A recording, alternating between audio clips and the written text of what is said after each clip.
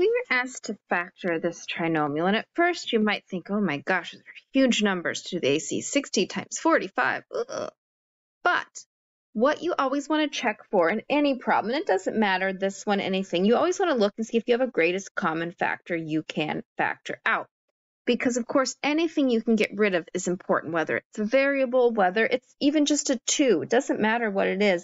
Getting rid of and cleaning out is important. If I look at this, I will notice a 15 comes out of that. That's a lot to take out, so I'm going to start by taking out that. So this is y squared minus y minus 3. That looks a lot better, right? So it's always really important to check for that common factor. Then I'm going to use my AC method, so I'm going to take 4 times 3 to get 12, and I'm going to list my pairs, 1 and 12, 3 and 4, 2 and 6. This is negative, which means I will subtract these, and I'm looking for this 1 that's right here, right? So that means I need 3 and 4. So I have 15, 4y squared. Now, which one is negative? Well, it's the one that matches, the larger sign matches this. So I want negative 4 plus 3y minus 3. And that's because if I look at this, this term needs to be this term, right? That's all I'm doing is I'm really just taking this term and I'm turning it into these two. So it has to then collapse back into it. So I can see if I take negative 4y plus 3y, I'm going to get back to negative 1y. And that's, of course, my ultimate goal. Now I'm going to factor by grouping. So I have 15, and here I'm going to, let's see here. So I'm going to take out a 4y, leaving me y minus 1. Here I'm going to take out a 3, y minus 1, okay?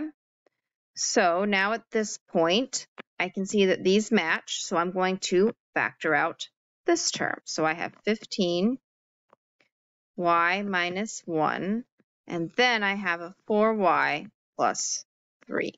And of course, I could go back and I could check I could FOIL this out, I could times by the 15, and I would get back to my original equation.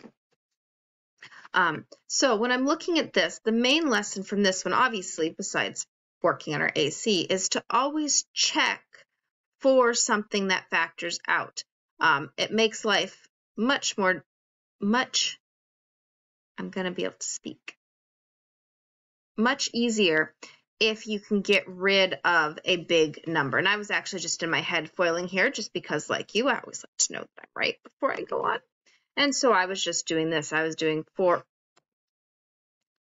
squared minus 4y plus 3y plus 3. And so you can see I got right back to where I was. Oh, negative 3. So go, did I script signs? No, I just wrote it down wrong there. And I get back to my original problem. So make sure you look for that GCF. Make sure you're following that AC method, writing out those options so that you can get to the answer as quickly as possible.